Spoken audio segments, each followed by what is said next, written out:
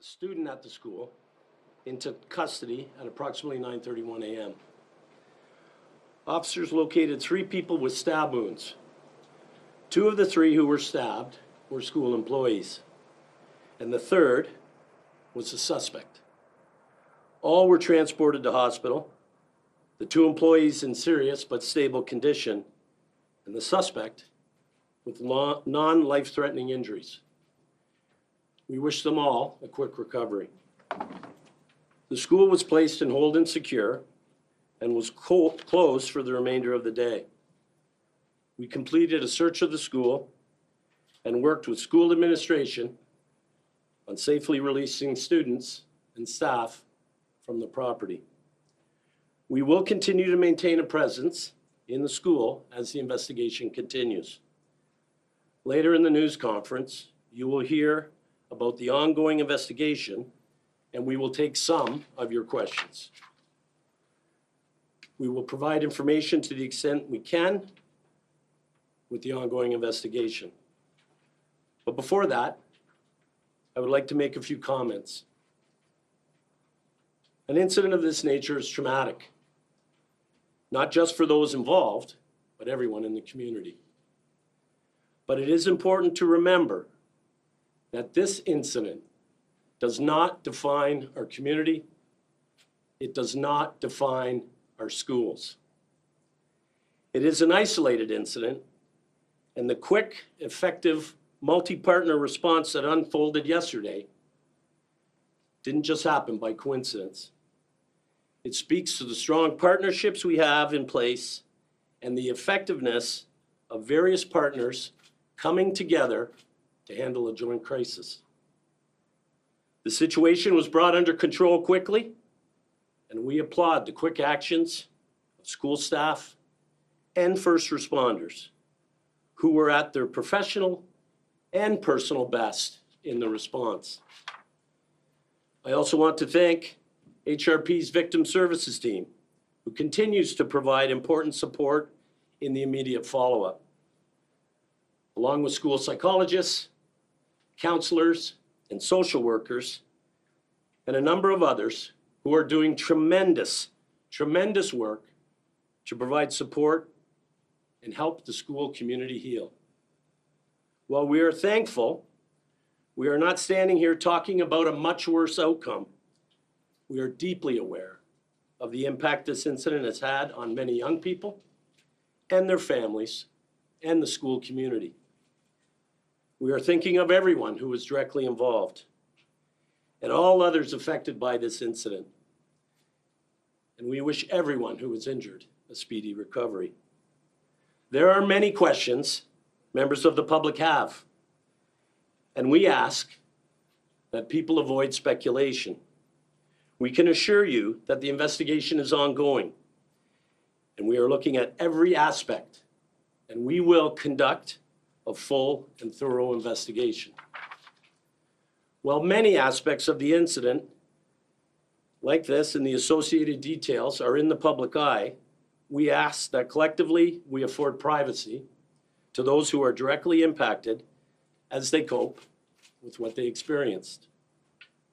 Now I will turn it over to Superintendent Derek Boyd to provide an update on the investigation. Hello, everyone. My name is Derek Boyd. I am the Superintendent of Patrol for the Halifax Region Police. Halifax Region Police have charged the youth in relation to yesterday's stabbing incident at Charles P. Allen High School in Bedford. The 15-year-old youth is facing the following charges: 2 counts of attempted murder, 2 counts of aggravated assault, 2 counts of possession of a weapon dangerous to public peace, 2 counts of carrying a concealed weapon, possession of a prohibited weapon, possession of a weapon knowing it is unauthorized, and mischief. The investigation is ongoing, and investigators are asking anyone with information about this incident to call police or Crime Stoppers. Now I'll ask Constable Gagnon to come to the podium to moderate the question and answer portion of today's press conference. Thank you, Superintendent Boyd. We are now ready to take questions. We'll start by taking questions from those who are in the room. In the interest of time, we ask that each media representative keep it to 2 questions each.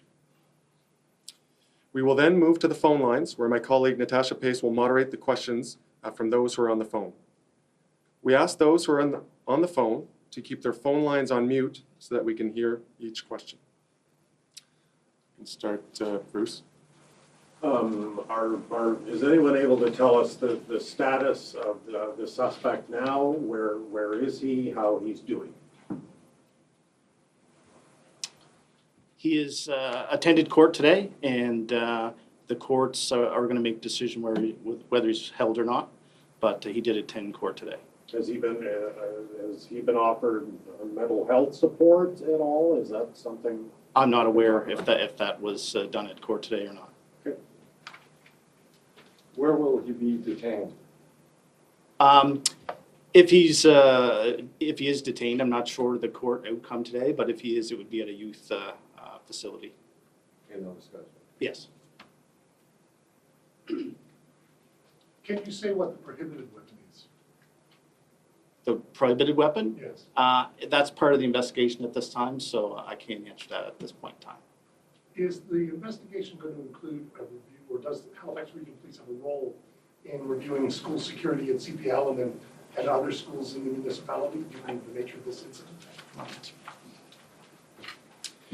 So we work very closely with HRCE. We have our community response officers, regularly in their schools.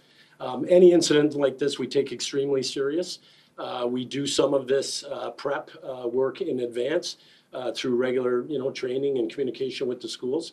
So certainly that will be an aspect of the investigation post. And is actually ongoing once they have an opportunity to heal. We will have those conversations, do a debrief of the situation, and look for anything that might have been done differently.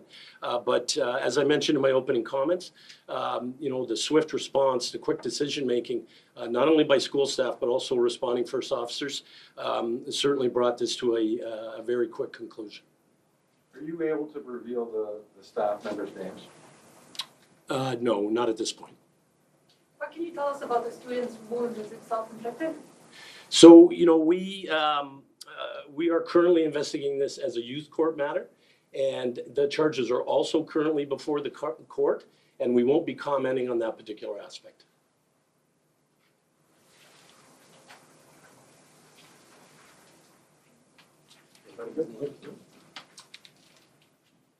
Okay, so we will now move to the phone lines. Go ahead. Thank you, Nick. We have 3 reporters on the phone lines with questions this afternoon, and we'll start with Mike Tutton with Canadian Press. Mike, if you have a question, you can go ahead. Yes, good afternoon, and I have, perhaps this can count as a question. Superintendent Boyd, how do we spell your name, please? Derrick is D-E-R-R-I-C-K and Boyd, B-O-Y-D. Thank you, sir. I think this is a question really for the chief. Statistics have recently been released by Nova Scotia's government that show violent incident reports are rising fairly dramatically in Nova Scotia schools. Some 13,776 physical violent incidents have been recorded from primary to grade 12 during 21-22, up from 11,000 the year before. What is Halifax Regional Police doing in response to this? So thanks, Michael, for the question. First and foremost, we work in partnership closely with HRCE. I mentioned one of my earlier responses that we do training exercises, and we are in regular contact, rehearsing what to do in such situations, in various situations, actually. As far as the specific statistics as it relates to what's happening in schools, I don't have that quite handy. But what I can tell you is every incident of violence within a school, we take very, very seriously. We respond quickly. We keep the lines of communication open with the schools and do that on a regular basis. Beyond that, I would say is that this particular incident is an incident that is very uncommon. You know, the level and the impact and, you know, the details that were involved, and obviously can't share a lot of them with you today because the investigation is ongoing. But we are cognizant of, you know, what's happening in our schools, and fundamentally, we work in very close partnership with HRCE and others to make sure that we provide the safest environment that we can for our youth that are in schools. Just as a follow-up to that, as the man with sort of the big picture, would you be in accord that in Halifax, your jurisdiction, violence is on the uptick in schools? Do you have a sense of that without obviously the top of your head any numbers, but do you think the trend is true in Halifax as well? Well, I think we're seeing indicators across the country that would cause us to be concerned, and we are paying attention to that. I wouldn't say it's a specifically Halifax problem. I would say it's a larger issue that we have to pay concerted attention to, and making sure that we are providing appropriate and safe environments for our children to learn in. And a question for Superintendent Boyd.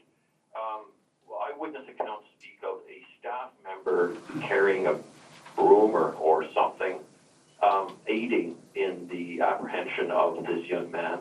Is that correct? And what would you have to say about that assistance? Well, it's still under investigation, and I can't comment. This is before the youth court right now at this point in time. But as part of the investigation, we wouldn't be able to speak to that. And do you have any comments on my wider question on youth violence in schools? No, I'll just refer to the chief's answer on that. Thank you. Thank you, Mike. We can move on now to Andrew Rankin with the Chronicle Herald. Andrew, you can go ahead with your question. Okay, thank you.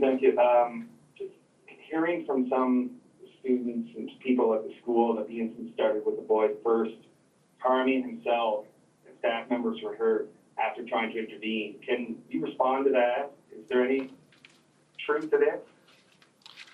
It's still under investigation at this point in time. It's a youth court matter, and I couldn't respond to that at all. Did you have a follow-up question, Andrew? Yes, just wondering if police were aware that this boy may have had mental health issues. Was he on the police's radar? Was he known to police? Again, as it is a youth court matter before the courts, we can't comment on that aspect. Thank you, Andrew. We can move on now to Dan Alstrand with City Halifax. Dan, did you have a question? Yeah, my I was question is just wondering for who was speaking there. Superintendent Derek Boyd was speaking the last answer. Thanks very much. My question is for Chief Kinsella. Chief, chatting with parents with kids at CP Allen, many are worried about their kids' safety, both on the ground and inside the school itself. What assurances can you give to parents and the students at CP Allen? Yeah, and you know, an incident such as this, with the magnitude of it, and as uncommon as it is, and it does bring a level of trauma and a level of fear, and certainly a level of concern to the broader community, but parents particularly. You know, their parents want to know that their children are safe and they're in a good learning environment. And I can tell you, as I've already mentioned, we work very closely with HRCE, and we're committed to safety. We will review the situation. I think it's important for you know, conduits of information to continue to remain open. If somebody sees some behavior or something that's out of you know, out of normal, to bring that information forward. Our school resource officers are always present. They're available in the schools, and they will continue to be there. So you know, as far as we know, this is an isolated incident. There was a quick response by the school, by the police, and we will follow up accordingly. Dan, did you have a follow-up question you'd like to go ahead with? I do. Chief, earlier in your statement, you said that the officers are still at the school. How long are you planning to keep officers at CP Allen? That's a good question, and thank you for that. You know, this is going to be a day-by-day consideration. We're in close contact with HRCE. You may have noticed they decided to keep the school closed for today. My understanding is that it will reopen tomorrow, but things can change. We have an environment and a situation where people, the community, students, parents, staff, need some time to heal, need some time to process, some time to consider everything that occurred. So we'll be there as long as we need to be, and we will do that in conjunction discussion with HRCE staff and administration.